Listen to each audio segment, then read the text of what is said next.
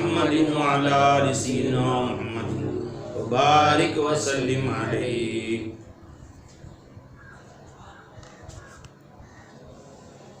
بسم الله الرحمن الرحيم. وعن أبي كبشة الأنماري رضي الله تعالى عنه அவர்கள் அறிவிக்கிறார்கள். யாருங்க? அபூ கபிஷத்துல் அன்மாரி ரலியல்லாஹு அன்ஹு அறிவிக்கிறார்கள். அன்னஹு சமிஅ ரசூலுல்லாஹி ஸல்லல்லாஹு அலைஹி வஸல்லம் அன்னஹு சமிஅ ரசூலுல்லாஹி ஸல்லல்லாஹு அலைஹி வஸல்லம் யகூல், அருமநாயகம் ஸல்லல்லாஹு அலைஹி வஸல்லம் அவர்கள் சொன்னதை தாங்கள் கேட்டதாக அறிவிக்கிறார்கள்.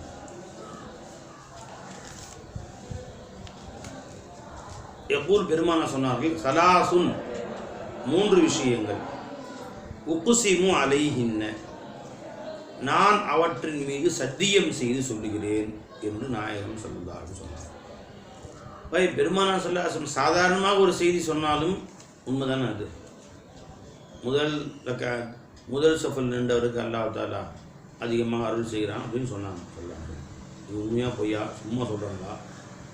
விஸ்வாக் செஞ்சால் இத்தனை மடங்கு சவாப் இருக்குது அப்படின்னு சொல்கிறாங்கன்னு வச்சுக்கோங்க. ஹதீஸ் ரிவாயத்தில் உதாரணம் சொல்கிறோம். இன்னமல் அமல் பின்னியாத் அப்படிங்கிறாங்க. இன்னன்னு தாக்கிய சேர்த்தாம அல்ல அமல் பின்னியத்தி, அமலாகிறது நீயத்தை கொண்டு தான் அப்படின்னு சொல்கிறாங்க. சொன்னோன்னு நம்ம கூட நம்ம பெருமாள் சொல்கிறாங்க, உறுதியாக சொன்னாங்களா சந்தேகமாக சொன்னாங்களா, நடக்குமா நடக்காதான்னு தெரியலிங்க அப்படின்னு சொல்ல முடியுமா? பெருமானது எந்த சத்தியம் இல்லாமல் எந்த விதமான உறுதியும் சொல்லாமல் சாதாரணமாக சொன்னதே உண்மை பேருண்மை. அது அல்ல அமல் பின் நீயத், அமலாகிறது நீயத்தை கொண்டு, செயல்களாகிறது எண்ணங்களை கொண்டு. சும்மா சொன்னாலே அது உண்மைதான். அதில் வந்து அடுத்து இன்னல் அமால பின்னியாத் அப்படின்னு சொன்னால் நிச்சயமாக அப்படின்னு சொன்னால் இன்னும் உறுதியாக சொல்லுங்கள். இன்னமல் அமாலு பின்னியாத் அப்படின்னு சொன்னால் இன்னும் பேருண்மையிலும் பேருண்மை. அதிலே பெருமாசம் வல்லாஹி அல்லாஹ்மி சத்தியமாக சொல்கிறேன்டா.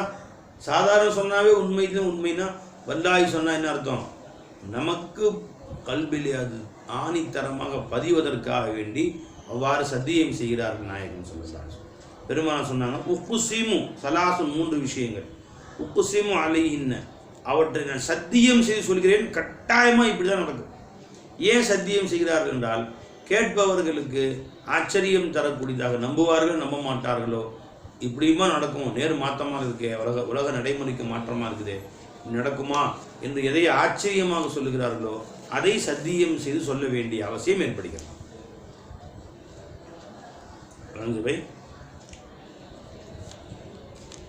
இந்த டீ சூடாக இருக்கிறதுன்னு சொன்னால் இதுக்கு சத்தியம் செய்ய வேண்டிய அவசியம் இல்லை. சாயா சூடாக தானே இருக்கும் அப்படின்னு சொல்லிட்டு ஃப்ரிட்ஜிலிருந்து எடுத்தோம் ஒரு டீயை, இது சூடாக இருக்குதுன்னா சத்தியமாக சொல்கிறேங்க சூடாக இருக்குதுங்க அப்படின்னா சத்தியம் செய்ய வேண்டியிருக்கு. ஏன்னு கேட்டால் நம்ப முடியுது, எடுத்தது ஃப்ரிட்ஜில் இருந்து நம்ம கண்ணு முன்னாடி எடுக்கிறாரு, அதை விடுது அது எப்படி சூடாக இருக்குன்னு சொல்கிறாரு. அப்போ சத்தியமாக சொல்லுகிறேன். அப்போ நடைமுறைக்கு எது மாற்றமாக இருக்கிறதோ, மனிதனுடைய சிந்தனைக்கு மாற்றமாக இருக்கிறதோ, மனிதனுடைய அறிவுக்கு அது பொருந்தாதமாக தெரிகிறதோ வெளியிலே, அதை பெருமானார் ஸல்லல்லாஹு அலைஹி வஸல்லம் சொல்லுகிற பொழுது சத்தியமிட்டு நம்முடைய அறிவிலே அது நன்றாக பதிய வைக்க வேண்டும் என்பதற்காக வேண்டி சத்தியமிட்டு சொல்வது பழக்கம். இப்போ மூன்று விஷயங்களுக்கு சத்தியம் இடுகிறேன்னு சொன்ன அர்த்தம்னா, வெளியில் பார்க்குறதுக்கு அது நேர் தலைகள் தெரியும், ஆனாலும் உண்மையில் நான் சொல்கிறது தான் உண்மை. மூன்று விஷயங்களை சத்தியம் செய்து உங்களிடம் சொல்லுகிறேன். ஹதீஸுக்கும் ஹதீஸன் ஃபஹ்ஃபதுஹு, அதன் பின்னர் ஒரு செய்தியை உங்களுக்கு நான் ஞாபகப்படுத்துவேன், அதை நீங்கள் மனப்பாடம் செய்து கொள்ளுங்கள். அம்மல்லதி உக்ஸிமு அலைஹின்ன, உங்களுக்கு சத்தியமிட்டு சொல்கிறேனே, அப்படிப்பட்ட ஒரு முக்கிய விஷயத்தில் ஒன்று என்னவென்றால், இன்னஹு நிச்சயமாக மா நகஸ மாலு அப்தின் மின் சதகத்தின், தர்மத்தின் காரணமாக ஒரு மனிதனுடைய பொருள் குறைவதில்லை. அதிசயம் தான் இது. என்ன 100 ரூபா இருக்கு பை, 20 ரூபா கொடுத்துட்டேன், தர்மம் கொடுத்துட்டேன். இப்போ என் எவ்வளோ வச்சு? எனக்கு 100 ரூபா, நான் 100 ரூபா சம்பாரிச்சேன், எனக்கு அவர் 100 ரூபா சம்பாரிச்சாரு, நான் 20 ரூபா தர்மம் கொடுத்துட்டேன், என்கிட்ட 80 ரூபா, அவர்கிட்ட 100 ரூபா இருக்கு. அப்போ என்கிட்ட காசு குறைஞ்சு போச்சா இல்லையா? அப்போ நம்முடைய அறிவு குறைந்து போய்விட்டது என்று அல்லவா சொல்லுகிறது. பெருமாள் சொன்னாங்க, சொல்ல அறவே குறையவே குறையாது. ஒரு 2 நாள் கழிச்சு பார்த்தா அவரோட 100 ரூபா வந்து 80 ரூபாயிரும், என்னுடைய 100 ரூபா 120 ரூபாயிரும். ஒரு 3000 ரூபாய் சம்பாதிக்கிறான், அவரும் 3000 சம்பாதிக்கிறாரு, அவர் 1 ரூபா தர்மம் கொடுக்குறது இல்லை, நான் தர்மம் கொடுக்குறேன், 3000 ரூபா 500 ரூபா 1000 தர்மம் கொடுத்துறேங்கன்னா எனக்கு வருஷம் மாத கடைசியில் பார்த்தா எனக்கு 500 ரூபா காசு கையில் மிஞ்சும், அவர் 500 ரூபா கடன் வாங்கியிருப்பார். ஒரு காலம் குறையாது. உடனே வெளிரங்கத்தில் நம்ம அறிவை கொண்டு பார்த்தா குறைஞ்ச மாதிரி தெரியும். டெஸ்ட் பண்ணி பாருங்க. 2 பேரும் ஒரே கடையில் வேலை செய்கிறாங்க, 2 பேருக்கும் ஒரே குடும்பம் தான். இவருக்கு மனைவி 2 பிள்ளைங்க, அவருக்கு மனைவி 2 பிள்ளைங்க. இவரும் 3000 சம்பளம் வாங்குறார், அவரும் 3000 சம்பளம் வாங்குறார். இவர் தர்மம் கொடுக்கிறார், அவர் தர்மம் கொடுப்பதில்லை. தர்மம் கொடுக்கவில்லையே, அவன் கட்டாயமாக கடன் வாங்குவான். 500 ரூபா பத்தாது அவனுக்கு. தர்மம் கொடுக்கிறானே, 500 தர்மம் வேறு கொடுத்துட்டான், இது 2500 ரூபா தான். அந்த 2500 ரூபாயில் அவன் குடும்பம் நடத்தி 5 ரூபா மிச்சப்படுத்திடுவான். ஏன் அல்லாஹ் ஜல்ல ஷானு தஆலா அந்த 2000 ரூபாய் அவனுக்கு போதுமானதை ஆக்கிடுவான். ஏதோ ஒரு முறையில் எல்லாம் ரிஸ்க் கொடுத்துருவான். அது வரக்கூடிய வியாதிகள், டாக்டர் செலவு, தேவையில்லாத வீண் செலவு அல்லாஹ் தஆலா இல்லாமல் ஆக்கிடுவான். இவ்வாறாக அல்லாஹ் தஆலா அவருக்கு மிச்சப்படுத்திடுவான். 500 ரூபா காசு கையில் மிஞ்சிடும். போய் வருஷ கடைசியில் பார்த்தீங்கன்னா மிஞ்சிடும். அந்த மாதம் மிஞ்சாட்டால் வருஷ கடைசியில் பார்த்தீங்கன்னா இவருக்கு மிஞ்சி இருக்கும், அவருக்கு ரொம்ப குறைஞ்சிடும். தர்மம் மனிதர்களுடைய பொருளை அறவே குறைப்பதில்லை. சத்தியமாக சொல்கிறேன். ஏன் சத்தியம் விட்டார்கள்? நம்ம அறிவுக்கு மாற்றமானது. தர்மத்துடைய சிறப்பை இந்த உம்மத்தை முகமதியா விளங்கி கொள்வார்களே. ஆனால் தாதா சர்க்கார் சொல்லுவாங்க, என் ஷேக் நான் சொன்னாங்க, அழிஞ்சுங்களா, அள்ளி கொடுப்பதில் ஆனந்தம் அடைவார்கள். அள்ளி கள்ளி கொடுத்து என் சர்க்கார் நான் சொன்னாங்க, அள்ளி அள்ளி அல்லாஹ் எனக்கு கொடுக்க தௌஃபீக் செஞ்சான். ஒரு காலகட்டத்தில் அல்லாஹ் கொடுத்ததே அப்படியே திருப்பி அல்லாஹ் எனக்கு கொடுத்துட்றான். நான் கொடுத்தது மீது அல்லாஹ் என் மேலே வருத்தம் முற்று விட்டானோ, நீ என்ன கொடுக்குறது அடியாருக்கு, நானே கொடுத்துக்கிறேன் போ என்று அல்லாஹ் சொல்லுது போன்று இருக்கிறது. நான் கொடுத்தா அடுத்த நிமிஷம் எனக்கு வந்துடுது, கொடுத்தா மறு நிமிஷம் இங்கே வந்துடுது நமக்கு எந்த எஜமா சொல்லி காமிச்சாங்க. அப்போ கொடுத்தால் அல்லாஹ் சிலருக்கு 1க்கு 10ஆக, சிலருக்கு 1க்கு 70ஆக, சிலருக்கு 1க்கு 700ஆக, சிலருக்கு அதை விட அதிகமாக அவரவருடைய நீயத்தை பொறுத்த வரையிலையும் அல்லாஹ் தஆலா தர்மத்துடைய நன்மையை கூட்டுகிறான்.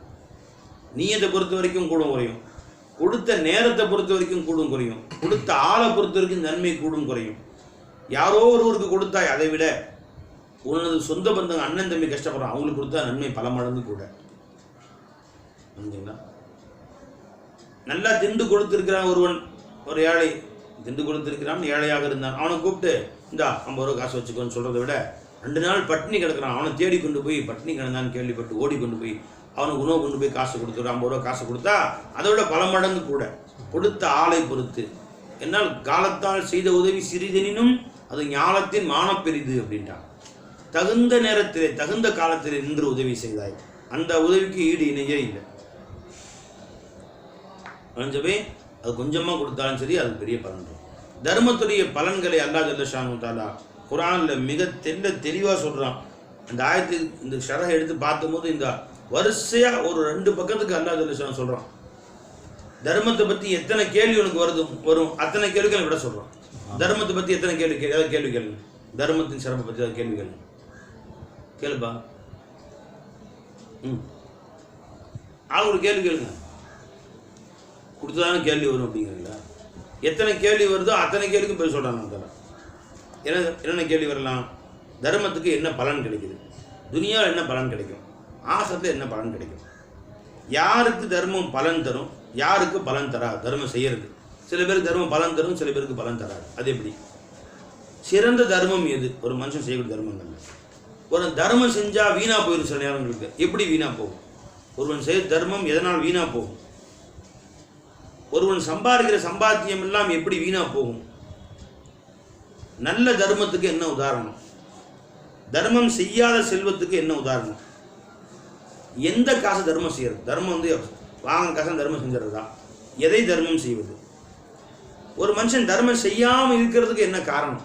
ஏன் சில பேர் தர்மம் செய்யாமல் இருக்கிறாங்க? அதுக்கு என்ன காரணம்? சரி, தர்மம் செய்கிறோமா, அதை வெளிப்படுத்தணுமா வெளிப்படுத்தாமல் செய்யணுமா? 4 பேருக்கு தெரியுற மாதிரி செய்யலாமா, இல்லை தெரியாமல் செய்யலாமா? தர்மத்தை தர்மத்தின் பயன் நமக்கா அடுத்தவங்களுக்கா? யாருக்கு தர்மம் கொடுத்தா ரொம்ப மேலானது? என்னங்களா? தர்மத்தை மறைத்து செய்யலாமா, வெளிப்படுத்தி செய்கிறது மேலானதா, மறைத்து செய்வது மேலானதா? எது செஞ்சால் அதிக நன்மை கிடைக்கும்? இது மாதிரி தர்மத்தை பற்றி எத்தனை கேள்விகள். எனக்கு கேள்வி கேட்டேன் இல்லையா? இது மாதிரி நீ நல்ல கேள்வி கேளுங்க. ஆக எத்தனை கேள்வி வருதோ எல்லாத்தையும் அல்லாஹ் தாலாவை அந்த கேள்வியை கேட்டு அவனே பதில் சொல்கிறான். இதை பற்றி சந்தேகமே உனக்கு வேணாம். இப்போ எவ்வளவு அந்த விஷயம் முக்கியமான விஷயம் இருந்தால் அது சம்பந்தமாக என்னென்ன கேள்விகள் நமக்கு எழுமோ எல்லாவற்றையும் வரிசையாக அல்லாவே சொல்லி அதற்குடைய விடையும் அல்லாவே சொல்கிறோம். நான் நீளமாக சொல்லலை, இதை சுருக்கமாக அல்லாஹ் சொல்கிற கேள்விகளுக்கு எப்படி எல்லாம் பதில் சொல்கிறான் பாருங்க. என்ன அழகாக எல்லாம் பதில் சொல்கிறான். அதை மட்டும் உங்களை சொல்லி காட்டுறேன். மஸலுல்லதீன யுன்ஃபிகூன அம்வாலஹும் சூரத்துல் பக்ரால 261வது ஆயத்து. முதல்ல கேள்வி என்ன? தர்மம் செய்தால் என்ன பலன்? அந்த கேள்வி வருதா இல்லையா? அல்லாஹ் பதில் சொல்ல பாருங்க. மஸலுல்லதீன யுன்ஃபிகூன அம்வாலஹும் ஃபீ சபீலில்லாஹி, அல்லாஹ்வுடைய பாதையில் தன் காசு பணங்களை தர்மம் செய்கிறார்களே அவர்களுக்கு உதாரணமாகிறது. கமஸலி ஹப்பத்தின் அம்பதத் சபஅ சனாபில ஃபீ குல்லி சும்புலத்தின் மிஅத்து ஹப்பா, ஒரு விதையை போல, ஒரு நெல் விதை அல்லது கோதுமை விதையை போட்டோம், அது முளைந்து 7 கதிர்கள் அதிலிருந்து வெளிவந்தன. எத்தனை கதிர் வந்துச்சு? 7 கதிர். ஒவ்வொரு கதிரிலேயும் 100 விதைகள் உள்ளே இருக்கின்றன. 100 மணிகள் அதிலே காய்ச்சி தொங்குகின்றன. மொத்தம் எத்தனாச்சு பை? போட்டது ஒரு நெல், வெளியே வந்து 7 கதிர், ஒவ்வொரு கதிரிலேயும் 100 மணி, மொத்தம் 700ஆக வந்துருச்சு. இப்போ 1 700 அல்லாஹ் அவனுக்கு கொடுப்பான். வல்லாஹு யுதாஇஃபு லிமன் யஷாஉ, அல்லாஹ் தான் நாடியவனுக்கு இதை விடவும் கூட கொடுப்பான் அல்லாஹ் ஜல்ல ஷானு தஆலா. அது எப்படி அவ்வளோ கூட கொடுக்கும் அல்லாஹ் ஜல்ல ஷானு தஆலா? ஏன்னா வல்லாஹு வாசிஉன் அலீம், அல்லாஹ் மிகவும் விசாலமானவன். அல்லாஹ் கஞ்சன் கிடையாது. உனக்கு 1க்கு 700 கொடுத்தனா அல்லாஹ் குறைஞ்சி போயிடுமா? குறைஞ்சி போயிடுது. சரி, இன்னைக்கு 1 ரூபா கொடுத்துட்டு நாளைக்கு 700 ஒன்று வரக்கானாமே, அல்லாஹ் 700 ஒரு மனுஷன் கொடுத்தான்னு சொன்னீங்க, இன்னும் வேறு கூட கொடுப்பான்னு சொன்னீங்க, 1000 ரூபா கொடுப்பான், 2000 கூட கொடுப்பான்னு ஒன்றும் வரக்கானாமே அப்படின்னு நினைக்காத. வல்லாஹ் வாசியும் நல்லா விசாலமானவனாக இருக்கிறான், அலீமன் ரொம்ப அறிந்தவனாகவும் இருக்கான். உனக்கு எப்போ தந்தா நல்லது, எந்த நேரத்தில் தர வேண்டும், எப்படி கொடுக்க வேண்டும், எப்படி பொருத்தமாக கொடுத்தா நல்லது உனக்கு என்று அல்லாஹ் ஜல்ல ஷானு தஆலா அறிந்தவனாக இருக்கிறான். நீ கொடுத்ததை வாங்கி பேங்க்ல வச்சுக்குவோம். அல்லாஹ் ஜல்ல ஷானு தஆலா மிக இக்கட்டான சூழ்நிலையில் தவிக்கிற பொழுது அல்லாஹ் ஜல்ல ஷானு உனக்கு அதை கொடுப்பான். துன்யாவிலே கொடுப்பான் அல்லாஹ் ஜல்ல ஷானு, ஆகிரத்தில் இன்னும் அதிகமாக கொடுப்பான். எந்த தர்மம் பலன் கொடுக்கும், யாருக்கு பலன் கொடுக்கும், யாருக்கு பலன் தராது? இப்போ அதையும் சொல்கிறாங்க. அடுத்த கேள்வி, அல்லதீன யுன்ஃபிகூன அம்வாலஹும் ஃபீ சபீலில்லாஹி, யார் தங்கள் பொருள்களை அல்லாஹ்வுடைய பாதையில் செலவு செய்கிறார்களோ. அப்போ அல்லாஹ் பொருளை எப்படி செலவு செய்யணும் பை? இறைவனுக்காக செலவு செய்யணும். தர்மம் கொடுத்தால் அல்லாஹ் சந்தோஷப்படுவான் என்பதற்காக கொடுக்கணும். இவன் நானும் பொருள் தர்மம் செய்கிறேன், நானும் வந்து நிறைய காசு செலவு பண்ணுறேன்னு அரசியல் கட்சி கொண்டு கொடுக்குறான், தேர்தல் செலவுக்கு பண்ணுறான் பை. அது கொண்டு போய் வந்து வேறு வீண் விரயங்களை, கல்யாணத்தில் பல ஆயிரம் பேருக்கு சோறு போட்டு டெக்கரேஷன் பண்ணுறோம், அலங்காரம் பண்ணுறோம் அப்படின்னு தேவையில்லாத கொண்டு போய் லட்சக்கணக்கில் காசு போட்டான்னு வச்சுக்கங்களேன். சினிமாவுக்கு போனால், சினிமா தேட்டர் கட்டணும், ஹராமான செலவு பண்ணால் இதெல்லாம் நன்மை கிடைக்குமா? அது அல்லதீன யுன்ஃபிகூன அம்வாலஹும் ஃபீ சபீலில்லாஹி, அல்லாஹ்வுடைய பாதையில் செலவு செய்யும். சும்மா அதன் பின்பு லா யுத்பிஊன மா அன்ஃபகு மன்னன் வலா அதன், தான் செலவு செய்த பின்பு அதிலே மண்ணு அதா இது ரெண்டையும் கலக்கக்கூடாது. மண்ணு என்று சொன்னால் தான் செய்த தர்மத்தை சொல்லி காட்டுவது. ஒன்று யாரு கொடுத்தோமோ அவன்கிட்டே சொல்லி காட்டுறது. என்ன இன்னைக்கு பெருசாக பீத்துற, அன்னைக்கு கல்யாணத்தில் எவ்வளோ மூழி புதுங்கி நின்ற, என்ன சேருன்னு தெரியாமல் மொழின்னு முடிச்ச, விழி பிதுங்கி நின்றாயின்னு சொல்கிறேன் இல்லையா? அந்த மாதிரி நான் உடனே 1 லட்சம் கொடுத்து உன்னை காப்பாற்றினேன், நன்றி மறந்துட்டியா இன்னைக்கு அப்படின்னு பார்க்கும் போதெல்லாம் அவன் கொடுத்த காசு சொல்கிறது. பார்க்கும் போதெல்லாம் 1 ரூபா கொடுத்துருப்பான், அதை பார்க்கும் போதெல்லாம் கொடுக்க சொல்லுவோம். முல்லா சொல்லுவாரான், ஒருத்தன் கொண்டு போய் ஒரு சட்டையை கொடுத்துருக்காரு, கல்யாணத்தில் நல்ல சட்டையை கேட்டான்னு சொல்லிட்டு. கல்யாணத்துக்கு வந்தவங்கள்ட்டெல்லாம் மாப்பிள்ளை போட்டிருக்காரு, என் சட்டை தான் மாப்பிள்ளை, இதுதான் கல்யாணத்து மாப்பிள்ளை, அவர் போட்டிருக்க சட்டை என் சட்டை தான். அவருக்கு அடுத்து வெறுத்து போயிட்டார். என்னையா நீ மனுஷன், நீ ஏதோ அவசர சட்டை கேட்டேன், அழகான சட்டையாக வச்சுருந்தேன்னு கொடுத்துவிட்டு வர்றவங்க சட்டைன்னு சொல்கிறேன், இதெல்லாம் ஒரு மனுஷனா அப்படின்னு கேட்டிருக்காரு அவர். சரி சொல்லலப்பா, உடுப்பா ஏப்பா கோச்சுக்கிற அப்படி சொல்கிற அவள் தானே விட்டுரு. இப்போ அடுத்து சில ஃப்ரெண்டெல்லாம் வந்து வாழ்த்து சொல்ல வருவாங்கள்ல, இவர் தான் மாப்பிள்ளை, ஆனால் இவர் போட்டுக்கு சட்டை இருந்து கிடையாது, இவர் தான் மாப்பிள்ளை, இவர் போட்டுக்கு சட்டை இருந்து கிடையாது அப்படின்னா சார். ஆக ஒருத்தன் சில பேர் தான் செஞ்சுட்டா அதை கடைசி வரைக்கும் சொல்லி காட்டி பீத்தாமல் விடுறது, மௌத்து வரைக்கும் சொல்லி காட்டுறான். ஒரு சின்ன தர்மம் கொடுத்தாங்க, அவன் அண்ணா போன பிறகு கடுப்பாயிட்டான், ஏயா சட்டையை பற்றி ஏன் பேசுகிறேன், நான் வந்து என்னதுன்னு சொல்ல, என்னதுன்னு சொல்ல என்னதுன்னு சொல்கிறேன். அதை பற்றி ஒன்று யார் சொல்ல சொன்னா? கொஞ்சம் சும்மா இருக்கிறியா நீ அப்படின்னா, சரி சொல்லல விடுங்க. அடுத்த சில பேர் வந்துருக்குறான், இவர் தான் மாப்பிள்ளைங்க, ஆனால் இவர் போட்டு சட்டை என்னதான் அவதான் எனக்கு கேட்காது, நான் சொல்ல முடியாது. அவர் போட்ட சட்டை என்னதுன்னு சொல்ல முடியாது, என்ன இல்லைன்னு சொல்ல முடியாது. நீங்கள் அதை பற்றி என்கிட்ட கேட்காதீங்க. அவன் சட்டையை கழட்டி பனியனோட கல்யாணம் முடிச்சுக்குவேன்.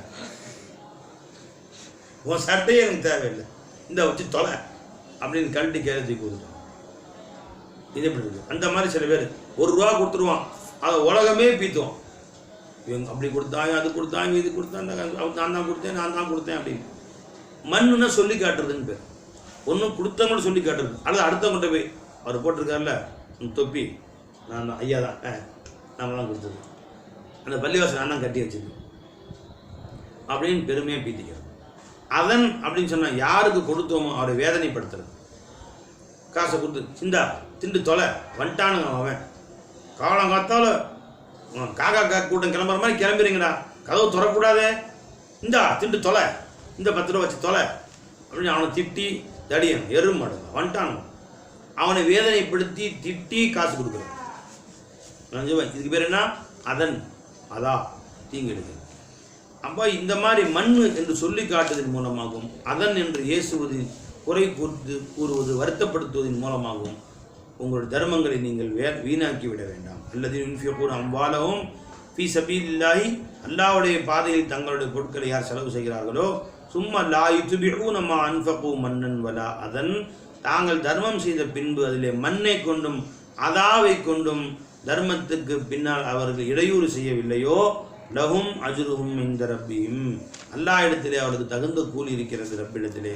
வலா ஹௌஃபுன் அலைஹிம் வலா ஹும் யஹ்சனூன், இந்த உலக கவலையும் இன்றி எந்த பயமும் இன்றி அல்லாஹ் ஜல்ல ஷானு தஆலா அவர்களை சந்தோஷமாக வைத்திருப்பான், தன்னுடைய நேசராக அல்லாஹ் ஆக்கிக் கொள்வான். ஏன் லா ஹௌஃபுன் அலைஹிம் வலா ஹும் யஹ்சனூன்? யாருடைய சிஃபத்து? அவுலியாக்களின் சிஃபத்து. அலா இன்ன அவுலியா அல்லாஹி லா ஹௌஃபுன் அலைஹிம் வலா ஹும் யஹ்சனூன். அந்த சிஃபத்தை அல்லாஹ் தஆலா அவங்களுக்கு கொடுத்துறான். அல்லாஹ் தன் வலியாக அவள் ஆக்கிக்கிறான். ஏன்னா தர்மம் வந்து தாராள மனதோடு தர்மம் செய்வது வலிமார்களுக்கு தான் கிடைத்த தர்மம். அவங்க தான் இந்த காசு பணத்தை இலாக ஆக்க மாட்டாங்க.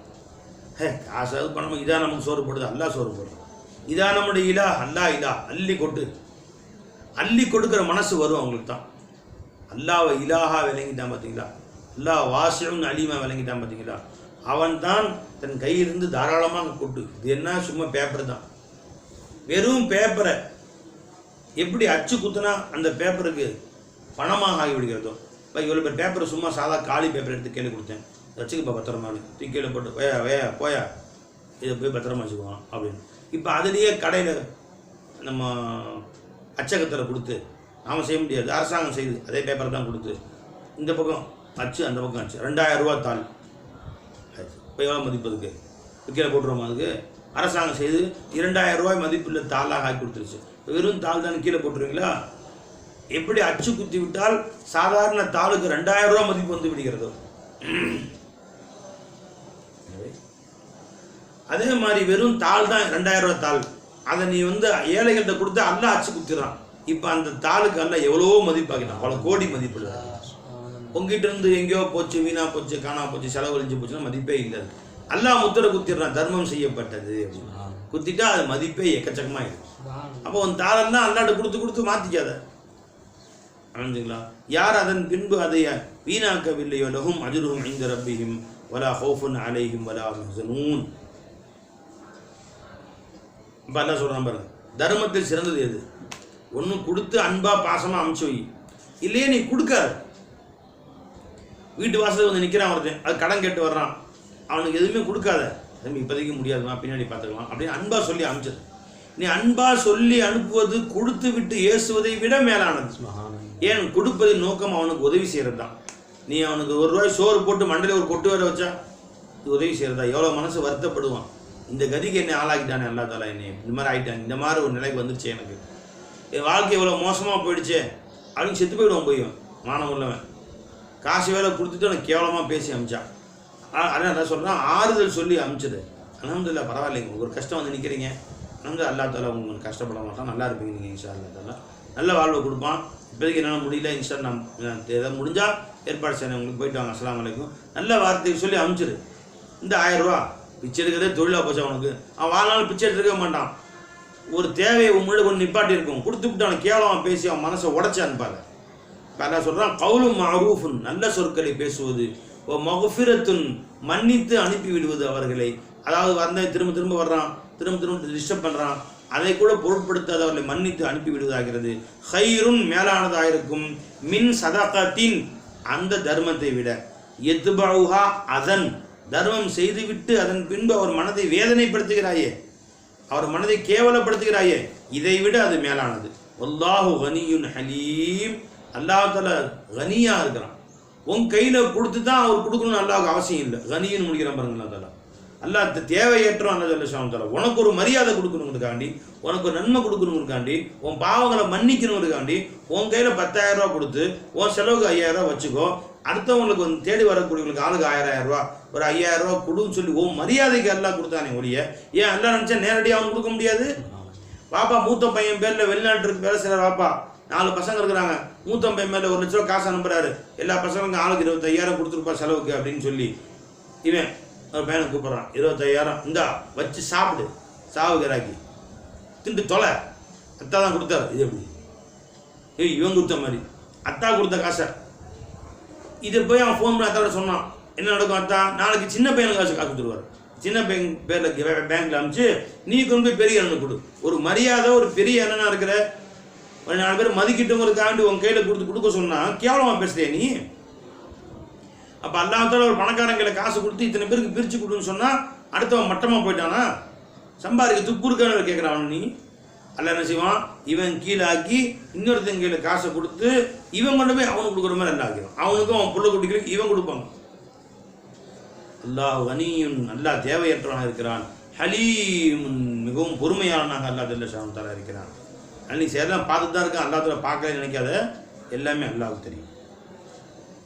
யா அய்யுஹல்லதீன ஆமனூ, ஈமான் கொண்ட மக்களே, லா துப்துலு ஸதகாத்திக்கும் பில் மன்னி வல் அதா, நீங்கள் செய்த தர்மங்களை மண்ணை கொண்டும் அதாவை கொண்டு வீணாக்கி விடாதீர்கள். பாருங்க தர்மம் எப்படி வீணா போகுது. ரொம்ப காசு செலவு பண்ணி கஷ்டப்பட்டு சம்பாரிச்சு கஷ்டப்பட்டு தர்மம் செஞ்சு கோடி கோடி அது நன்மை அல்லாட்ட வாங்க வேண்டிய நேரத்தில் அதை சொல்லி காட்டுவதன் மூலமாகவும் வேதனைப்படுத்துவதன் மூலமாகவும் எல்லாம் வீணா போச்சு. சம்பாதித்தது வீணா போச்சு, உன் உழைப்பு வீணா போச்சு, உன் நாட்கள் வீணா போச்சு, தர்மம் வீணா போச்சு, எல்லாம் வீணா போச்சு சொல்லி காட்டுவதன் மூலமாக. லா துப்துலு ஸதகாத்திக்கும், உங்கள் தர்மங்களை நீங்கள் வீணாக்கி விட வேண்டாம்.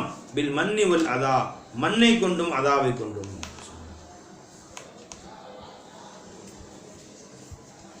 அப்படி வீணா போக்கினானே அவனுக்கு உதாரணம் சொல்லி காட்டுறான். எப்படி வீணாக்குறான் பாருங்க. கல்லதி, அவனுக்கு உதாரணம், யுன்ஃபிகு மாலஹு ரிஆ அன்னாசி, மக்களுக்கு தன்னுடைய புகழை காட்ட வேண்டும் என்பதற்காக வேண்டியே செலவு செய்கிறான். அவனை போன்றுதான் அவன். செய்துவிட்டு சொல்லி காட்டுவதும் செய்யும் பொழுதே மக்களுக்கு காட்ட வேண்டும் என்று செய்வதும் ஒன்றுதான். வலா யுமினூன பில்லாஹி வல் யௌமில் ஆகிர், அல்லாஹ்வை கொண்டு யௌமில் ஆகிரை கொண்டு ஈமான் கொள்ளல. பாருங்க அல்லாஹ் தஆலா மூமி யா அய்யுஹல்லதீன ஆமனூ, ஈமான் கொண்டவர்கள் நம்மளே தான் கூப்பிடுறான். கூப்பிட்டுட்டு அல்லாஹ்வை கொண்டு மறுமை நாளை கொண்டு ஈமான் கொள்ளாதவன் இருக்கானே அவனை மாதிரி நீங்கள் ஆகாதீங்க. அப்படின்னு அர்த்தம் என்ன? நீங்கள் அல்லாஹ் கொண்டு ஈமான் கொண்டிருக்கிறீங்க. உங்களை வாழ வைக்கிறவன் அல்லாஹ், உங்களுக்கு சொர்க்கத்தை கொடுக்குறவன் அல்லாஹ், உங்களுக்கு அல்லாஹ் தஆலா மிகப்பெரிய சிறப்பை தர்றவன் அல்லாஹ், கண்ணியம் தர்றவன் அல்லான்னு விளங்கிட்டீங்க. யௌமுல் ஆகிர் ஒன்றுக்கு அன்றுதான் நமக்கு கூலி கொடுக்கும் நாள். அது இது கூலி கொடுக்கும் நாள் இல்லை, இது நல்ல செயல்களை சம்பாதிக்கும் நாள், இதுக்குரிய கூலி வாங்கக்கூடிய நாள் ஆகிரத்து என்பதும் உங்களுக்கு ஈமான் இருக்குமானால் உங்கள் தர்மத்தை வீணாக்கிறாதீங்க. அல்லாஹ் கொடுப்பான், ஆகிரத்தை கொடுப்பான். எனவே நீங்கள் அல்லாஹ்வின் மீது ஈமான் இல்லாத, ஆகிரத்தின் மீது ஈமான் இல்லாத காஃபிர்களை போன்று ஆகிவிட வேண்டாம். கல்லதி, அந்த ஒரு மனிதனை போன்று, லா யுமினு பில்லா வலா யுமினு பில்லாஹி வல் யௌமில் ஆகிர், அல்லாஹ்வை கொண்டும் யௌமில் ஆகிரை கொண்டு ஈமான் கொள்ளாது மக்கள் பார்க்க வேண்டும் என்று செல்வங்களை செலவழிக்கிறானே அவனை போன்று நீங்கள் ஆக வேண்டாம். மசலுஹு, அவருக்கு உதாரணம் சொல்றேன் கேட்டு. கமசலி சஃப்வான், ஒரு வழுக்கு பாறை, கொஞ்சம் கூட மேடு பள்ளம் இல்லாத வழுக்கு பாறை இருக்கு பார்த்தீங்களா? வழுவழுன்னு உருண்டையாக ஒரு பாறை இருக்கும், மலைகள் நிறைய பாறைகள் மாதிரி இருக்கும். அந்த பாறை மேலே தூசி, காற்று தூசி அடித்தால் மண் மேலே உட்காரும். பார்த்து நிறைய மண் இருக்க மாதிரி தெரியும், மேலே மண் உட்காந்துருக்கும். அடுத்து ஒரு மழை பெய்யுது, என்ன அவங்க எல்லா மண்ணும் கரைஞ்சி போய் அந்த மண் மேலே உட்காந்து கொஞ்சம் மண் கட்டி கட்டியாக களிமண்ணாக இருக்கலாம், அதுக்கு மண் பட்டு சேறு பட்டு இருக்கலாம். அது அடுத்த மழை பெய்தவுடன் மீண்டும் அந்த பாறை வழுவழுன்னு. அதே மாதிரி ரியாவுக்காக வேண்டி சும்மாத்துக்காக வேண்டி பிறர் பார்ப்பதற்காக தர்மம் செய்தவர்கள் ஏதோ அவன் செஞ்ச தர்மத்துடைய புண்ணியம் அவன் மேலே கொஞ்சம் கொஞ்சம் ஒட்டிகிட்டு இருக்கிற மாதிரி தெரியும். ஆனால் கியாமத்து வந்த உடனே பார்த்தா கியாமத்துடைய அந்த மழை என்பது கியாமத்து மாதிரி வந்து பார்த்தோம்னா சுத்தமாக கழுவிடும். அவனுடைய ரியாவும் அவனுடைய சுமாத்தும் அவனுடைய தற்பெருமையும் அவன் பிறகு காட்ட வேண்டும் என்று எண்ணி செய்த காரியத்துடைய முடிவு என்னவாயிரும்? வழுக்கு பாறையில் இருக்கிற மண்ணு கொஞ்சம் கொஞ்சம் ஒட்டி கொண்டு இந்த மண்ணையும் மழை கழுவி விட்டது போன்று இவைகளெல்லாம் சுத்தமாக கழுவி வெறும் ஜீரோவாக போய் நிற்பான் அல்லாஹ் முன்னாடி, ஒன்றுமே இருக்காது. என்ன அழகான உதாரணத்தால் சொல்லி காட்டுறாங்க. என்ன அழகான உதாரணம் பார்த்தீங்களா? வழுக்கு பாறையில் மண் ஒட்டவே ஒட்டாது, ஒட்டினாலும் மழை பெஞ்சா எல்லாம் போயிடும். அதே மாதிரி இப்படி ரியா உடையவனுக்கு ஒட்டுறதே இல்லை. பிறர் மெச்சுவதற்கான காரியம் செஞ்சான்னா, பிறர் மெச்சுவதற்கு அந்த தர்மம் செஞ்சானா, தர்மத்தின் நன்மை அவனுக்கு ஒட்டுவதே இல்லை. அப்படி கொஞ்சம் கொஞ்சம் ஒட்டினாலும் பின்னாடி போய் அப்படின்னு சொல்லி காட்டுறான், உள்ளதும் போயிடும். வெறும் பூஜ்ஜியமாக எல்லா இடத்துல வந்து இருக்கிறான். இந்த உதாரணத்தை எல்லாம் சொல்லி காமிச்சு இந்த மாதிரி நீ ஆயிராத. மசலு இவனுக்கு உதாரணமாகிறது கமசரி சஃப்வானின், ஒரு வழுக்கு பாறையை போல, அலைஹி துராபு நரிஸ், கொஞ்சம் மண் ஒட்டி இருந்தது. அசாபஹு வாபிலுன், மழை வந்து அதன் மீது பட்டது. தரக்கஹு சல்தா, ஒன்றுமில்லாத வெற்று பாறையாக அதை ஆக்கிவிட்டது. லா யக்திரூன அலா ஷைஇம் மிம்மா கஸபு, தாங்கள் வாழ்நாளெல்லாம் உழைத்து சம்பாதித்தவைகளிலே எந்த நன்மையும் அவர்கள் அடைந்து கொள்ளவே இல்லை. ஒன்று இவன் 1000 ரூபா சம்பாதிச்சிருக்கான், அந்த 1000 ரூபாய் இவன் சாப்பிட்டுருந்தாலும் இட்லி தோசை வாங்கி சாப்பிட்டுருந்தாலும் வயிறு நிமிந்து போயிருக்கும். இவன் சாப்பிடவும் இல்லை, அடுத்தவங்களுக்கு கொடுத்தான், அது நன்மை கிடைக்கணும் எதிர்பார்த்தான், வீணாக்கிட்டான். ரியாயை கொண்டும் சொல்லி காட்டுவது கொண்டும் வீணாக்கிட்டான். ஒரு பைசா உபயோகம் இல்லாமல் போயிடுச்சு. இவனுக்கும் பயன் தரல, அது மற்றவனுக்கும் பயன் தராமல் வீணா போயிடுச்சே.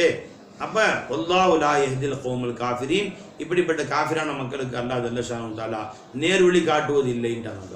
அப்போ காஃபிரை சொல்லல, யா அய்யுஹல்லதீன ஆமனூ, மூமின்களை சொல்கிறான் அல்லாஹ் தஆலா, அழைப்பது மூமின்களுக்கு தான் அல்லாஹ் சொல்லி காட்டுறான். ஆனால் அல்லாஹ் காஃபிர்களுக்கு நேர்வழி காட்டுவதில்லை ஏன் சொல்கிறான் அல்லாஹ் தஆலா? இதை விளங்காதவர்கள், அல்லாஹ் தான் நமக்கு நற்கூலி கொடுக்க விளங்காதவர்கள், முஷ்ரிக்குகளை போலத்தான் காஃபிர்களை போலத்தான் அவர்களுக்கு அல்லாஹ் நேர்வழி காட்டுவதில்லை என்று அல்லாஹ் சொல்லிவிட்டான். சரி பாய், இப்போ தர்மத்தை வீணாக்கிறவனுக்கு உதாரணம் சொன்னான் அல்லாஹ் தஆலா. தர்மத்தை முறைப்படி செய்தான், அல்லாஹ்வுடைய ரிதாவுக்காக செஞ்சான், அவனுக்கு என்ன உதாரணம்? அல்லாஹ் அதையும் அழகாக சொல்லி காட்டுறான். அவனுக்கு உதாரணம் மலைப்பாங்கான பகுதியில் உண்டான ஒரு அழகிய தோட்டத்தை போல. மலைப்பாங்கான பகுதியில் எப்பயுமே கொஞ்சம் குளிராக இருக்கும். குற்றாலம் பார்த்தீங்களா, எப்பயுமே சாரலும் தூரலமாக தான் இருக்குது, எப்பயுமே அப்படி குளுன்னு இருக்கும். அது மாதிரி சாரலும் தூரலமாக இருக்கிறது. பெரிய மழை ஒன்றும் பெய்ய தேவையில்லை, தண்ணி ஊற்ற வேண்டிய தேவையில்லை. போடக்கூடிய செடிகள் தானாக காடு மாதிரி முளையும், அடர்ந்த காடுகள் வனங்கள் முளையும். என்றால் அதில் தூரல் இருந்து கொண்டே இருக்கும், சாரல் இருந்து கொண்டே இருக்கும், அந்த காற்றில் ஈரப்பசை இருந்து கொண்டே இருக்கும். அதுவே அதுக்கு போதும், நல்லா செழித்து வளரும். அது மாதிரி ஒருத்தண்ட அதுக்கு மேலே அவனுக்கு மழை பெய்ய வேண்டிய அவசியம் இல்லை, மழை பெஞ்சு இன்னும் நல்லா செழித்து வரணும். அதே மாதிரி ஒருத்தன் ஈமான் கல்பில் இருக்கிறது, அவன் நல்ல எண்ணத்தோடு தர்மம் செய்கிறான், யாரையும் காட்ட வேண்டிய அவசியம் இல்லை, தர்மம் செய்கிறான். அந்த தர்மத்தை அல்லாஹ் வளர்த்துக்கிட்டே இருப்பான். ஒன்றுக்கு பல ஆயிரமாக பல லட்சமாக அல்லாஹ் அவனுக்கு வளர்த்து கொண்டே இருப்பான். அதிலும் அவனுடைய இன்னும் பரிபூர்ணமான இஹ்லாஸ் அவனிடத்தில் சேர்ந்து விடுமானால், பெரும் மழை பொழியுமானால், இன்னும் அவனுடைய பரிபூர்ணமான ஒரு பரோபகார சிந்தனை, நல்ல உயர்ந்த எண்ணங்களும் இருக்குமானால் இன்னும் நல்லா பற்றி தெரியும், இன்னும் நல்லா செடி மொழியும். இன்னும் உயர்ந்த சிந்தனை இருக்குமானால் இன்னும் நல்லா வளரும். அப்படி இல்லாவிட்டாலும் கூட கல்பில் ஈமான் இருந்துச்சு, ரியா இல்லை, சும்மாத்தில் அல்லாவுக்காக கொடுத்தான், அந்த ஒன்னே போதும், நல்லா செழிப்பாக தர்மத்தை அல்லாஹ் வளர்த்தோம். இதே அல்லாஹ் உதாரணம் காட்டுகிறான். மலை பிரதேசத்திலே உண்டான தோட்டங்களை போல அதில் ஈரப்பதம் இன்னும் காற்றிலே அதன் தூரல் இருந்து கொண்டே இருக்கும், அதுவே அதுக்கு போதுமானது. மழை பொழிந்தால் இன்னும் நன்றாக வளரும், மழை பொழியாவிட்டாலும் அந்த இருக்கிற அந்த தூரலே அதுக்கு போதுமானது. இதுதான் அந்த நல்லடியார்கள் செய்யக்கூடிய தர்மத்துக்கு உதாரணம். மஸலுல்லதீன யுன்ஃபிகூன அம்வாலஹும் இப்திகா மர்லாத்தில்லாஹி, அல்லாஹ்வுடைய ரிதாவை மட்டுமே தேடி யார் தர்மம் செய்கிறார்களோ அவர்களுக்கு உதாரணமாகிறது. வ தஸ்பீதம் மின் அன்ஃபுஸிஹிம், தங்கள் உள்ளத்திலே தஸ்தீகன் அல்லாஹ் மீது நம்பிக்கை வைத்தவர்களாக, அல்லாஹ்வுடைய வாக்குறுதிகள் மீது நம்பிக்கை வைத்தவனாக யார் இந்த மாதிரி தர்மம் செய்கிறார்களோ கமசலி ஜன்னத்தின், அவர்களுக்கு உதாரணம் ஒரு தோட்டத்தை போல, பி ரபுவத்தின் மலைச்சாரலிலே, அசாபஹா வாபிலுன் அங்கே மழை நீர் பாய்ந்தது, ஆதத் உக்குலஹா லிஃபைனி அங்கே அதன் பலன்களை 2 மடங்கு பலன் கொடுத்தது, பைல்லம் யுசிபுஹா வாபிலுன் மழை அங்கே வந்து படாவிட்டாலும் ஃபதல்லுன் தூறல் அங்கே பட்டு கொண்டு தான் இருக்கும், அல்லாஹ் பிமா தஅமலூன பஸீர் என்ன செய்கிறாய் என்பதை அல்லாஹ் பார்த்து கொண்டு தான் இருக்கும். நீ அல்லாஹ்வுக்காக கொடுக்குறியா, தஸ்தீகான் கொடுக்குறியா, அல்லாஹ் எனக்கு உண்மையிலே கொடுப்பான் நம்பிக்கைக்காக நீ கொடுக்குறியா, எப்படி கொடுக்கிறாய் என்பதை அல்லாஹ் பார்த்து கொண்டு தான் இருக்கிறான். இது எதுக்கு உதாரணம் சொன்னா ஜல்லஷானு தஆலா? இஹ்லாஸாக அல்லாஹ்வுக்காக வேண்டி என்ற எண்ணத்திலே மட்டும் தர்மம் செய்பவருடைய தர்மத்தை எப்படி அல்லாஹ் வளர்க்குறான் என்பதற்கு அல்லாஹ் தஆலா உதாரணம் சொல்கிறான். அடுத்து அல்லாஹ் இன்னொரு உதாரணம் சொல்றான். என்ன உதாரணம்? ஒருத்தன் தர்மம் செய்தான், அல்லாஹ் நல்ல தர்மம்லாம் செஞ்சான், ஆனால் கடைசியில் அந்த தர்மத்தை அவனே வீணாக்கிட்டான். இந்த மாதிரி சொல்லி காட்டுவதன் மூலமாகவோ அல்லது வேதனைப்படுத்துவதன் மூலமாகவோ வீணாக்கி விட்டான்னு சொன்னால் மறுமை நாளில் ஒன்றுமே கிடைக்காம போயிடுது. தர்மத்துடைய பலனை அனுபவிக்க வேண்டிய காலத்தில் அனுபவிக்க முடியாமல் போயிடுது. அதுக்கு அல்லாஹ் ஜல்லஷான் உதாரணம் சொல்லி காட்டுகிறான். ஒரு இடத்திலே மிகப்பெரிய தோட்டங்கள் இருந்தது. அந்த தோட்டத்தில் பேரிச்ச மரங்களும் திராட்சை மரங்களும் நிறைய இருந்தன. ஆறுகள் ஓடியது, நிறைய பழங்கள் காய்த்து காய்த்து குலுங்கியது. ரொம்ப சந்தோஷமாக இருந்தான். இப்படியே காலங்கள் சென்றது. வயசான காலத்தில் அவனுக்கு சின்ன சின்ன குழந்தைங்க பிறந்துச்சு. ஒரு 2-3 குழந்தைங்க, எல்லாம் 5 வயசு 6 வயசு 4 வயசு குழந்தைங்க. இவன் காலமும் வயசாகி போடுச்சு. வரைஞ்சிங்களா? அந்த நேரத்தில் இப்போ பழங்கள் இப்போ தான் எனக்கு ரொம்ப தேவை. இவ்வளோ காலம் உழைச்சான், பழங்கள்லாம் காத்து குலுங்கி தொங்குகிறது. இப்போ தான் பறித்து சாப்பிட வேண்டிய வயசு. இவனுக்கு வயசாயிருச்சு, இனிமேல் உழைக்கவும் முடியாது. இவன் புள்ள குட்டிங்க உழைக்கவாங்களான்னா உழைக்க முடியாது, ஏன்னா சின்ன வயசு தான் அவங்களுக்கு. இன்னும் அவர்கள் உழைக்கும் பருவம் வருவதற்கு காலங்கள் ஆகும். இன்னும் 20 வருஷம் 30 வருஷம் ஆகும் அவர்கள் தலையெடுப்பதற்கு. எல்லாமே 5 வயசு 6 வயசு குட்டிங்க. இப்போ இவனுக்கும் உண்ணுவதற்கு உணவு தேவை. அந்த பொருட்களை விற்று காசாக்கி வீட்டு செலவுக்கு காசு தேவை. இவன் பிள்ளை குட்டிகளை கவனிக்கிறதுக்கும் காசு தேவை. இவனும் எதுவும் செய்ய முடியாத நிலை, இவன் பிள்ளைகளும் எதுவும் உழைக்க முடியாத நிலை. இந்த நேரம் பார்த்து ஒரு நெருப்பு வந்தது. காற்றோடு சேர்ந்த நெருப்பு வந்து ஒட்டுமொத்த மரங்களும் பற்றி எரிந்து மொத்த தோட்டமும் அழிஞ்சு போச்சு. காட்டு தீ பற்றியது, எல்லாம் அழிஞ்சு போச்சு. எப்படி இருக்கும் நிலைமை யோசிச்சு பாருங்க. வாழ்நாளெல்லாம் உழைத்த உழைப்பு. ஒரு மரத்தை உருவாக்குறதுனா எத்தனை வருஷம்? ஒரு மாமரத்தை 40 வருஷம் உருவாக்குறான், ஒரு தென்னை மரத்தை 40 வருஷம் உருவாக்குறாங்க. உருவாக்கி அவ்வளவு உயர்ந்து வந்து விட்டு சின்ன வயசுலேருந்து உருவாக்கி இவன் 30 வயசில் உருவாக்கி இவன் 70 வயசு ஆயிடுச்சு. இப்போ பலன்களை அனுபவிக்க வேண்டிய காலத்தில் எல்லாம் அழிஞ்சு போச்சு. இவனுக்கும் உபயோகம் இல்லை, இவன் பிள்ளைகளுக்கும் உபயோகம் இல்லை. இனி இவன் அதை சீர்படுத்த நேரமும் இல்லை. இவன் பிள்ளைகள் அதை சீர்படுத்துவதற்கு உதவியும் செய்ய முடியாது. எல்லாம் போயிடுச்சு. எப்படி கையை பிசைந்து கொண்டு நிற்பானோ இப்படித்தான் அவன் தர்மத்தை நீ வீணாக்கிறதுன்றான். இன்னும் நீ செய்த தர்மங்களுடைய பலனை மறுமையில் அனுபவிக்கணும். அந்த மறுமை நாளில் நீ திரும்ப வேலை செய்ய முடியுமா? மறுபடி தர்மம் செஞ்சுக்கிறேன் நல்ல உன் பிள்ளை குட்டி உதவி செய்ய முடியுமா? உதவி செய்ய முடியாது. நீ செஞ்ச தர்மத்துடைய பலனை அனுபவிக்க வேண்டிய நேரத்தில் அதை வீணாக்கி விட்டு வந்திருக்கிறாய். அல்லாத மற்றவருடைய சிந்தனையை கற்பனையில் சேர்த்திருக்கிறாய். அந்த காசு பணம் எதுவும் உனக்கு உதவாது, கை சேதமாக போயிடும், இனி சம்பாதிக்க முடியாது. அந்த நிலைமைக்கு நீ ஆளாயிருவது என்ற உதாரணத்தை அல்லாஹ் தஆலா மிக அழகாக சொல்லி காட்டுறான். அயவத்து அஹதுக்கும் உங்களை ஒரு நாடு விரும்புவாரா? தக்கூனலஹு ஜன்னத்தும் மின் நஹீலின் வ அனாபின், அவருக்கு திராட்சை இன்னும் பேரிச்சம்பழத்தாலான அழகிய தோட்டங்கள் உள்ளன. தஜ்ரீமின் தஹ்தியல் அன்ஹாரு, அதில் உள்ளே ஓடைகள் புகுந்து கீழ்ப்புறத்திலே ஓடிக்கொண்டிருக்கின்றன. லஹு ஃபீஹா மின் குல்லி சமராத், எல்லாவித பழங்களும் அதிலே காய்த்து தொங்குகின்றன. வ அசாபகுல் கிபரு, முதுமை வந்து அவரை தொட்டது. பலஹு துர்ரியத்துன் துஅஃபா, அவருக்கோ பலகீனமான சிறு குழந்தைகள் இருந்தார்கள். ஃப அசாபஹா இஅசாருன் ஃபீஹி நாருன் ஃபஹ்தரகத், நெருப்பு மிக்க புயல் காற்று சுழல் காற்று ஒன்று வீசி எல்லா செடிகொடிகளையும் அழிச்சிருச்சு. கதாலிக யுபையினுல்லாஹு லக்குமுல் ஆயாத் லஅல்லக்கும் தஃபக்கரூன், இப்படித்தான் அல்லாஹ் ஜல்ல ஷானுஹு தஆலா தன் உதாரணம் சொல்லி காட்டுகிறான். நீங்கள் லஅல்லக்கும் தஃபக்கரூன், நீங்கள் சிந்தித்து பார்க்க வேண்டும் என்பதற்காக வேண்டும். அல்லாஹ் யோசிச்சு பாருங்க. இப்போ அல்லாஹ் தஆலா தர்மத்துக்கு உதாரணம் சொன்னான், தர்மம் செய்து நன்மை பெற்று கொண்டவர்களுக்கு உதாரணம் சொன்னான், தர்மத்தை வீணாக்கியவர்களுக்கு உதாரணம் சொன்னான், தர்மம் செய்து செய்து பெரிய செலவு செய்தும் கூட எதுவும் பெற்றுக்கொள்ளாமல் கை சேதப்படக்கூடியவர்களுக்கு உதாரணம் சொல்கிறான். எப்படி தர்மம் செய்ய வேண்டும் என்று அல்லாஹ் கற்றுக்கொள்கிறான். நாயகம் ஸல்லல்லாஹு சொன்னாங்க, சத்தியம் விட்டு சொல்கிறேன், தர்மம் ஒரு மனிதனுடைய கீழ்நிலை கொண்டு போகாது, அவனை உயர்த்தத்தான் செய்யுமே ஒழிய கீழே கொண்டு போகாதுன்ட்டாங்க சொல்கிறாங்க. அதுக்கு பொருத்தமாக இந்த ஆயத்துக்கள் இருந்துச்சு. இந்த ஆயத்தை தொடரும் இன்னும் இருக்குது. இன்ஷா அல்லாஹ் நாளைக்கு சொல்லணும். நல்லா தோப்பிச்சு.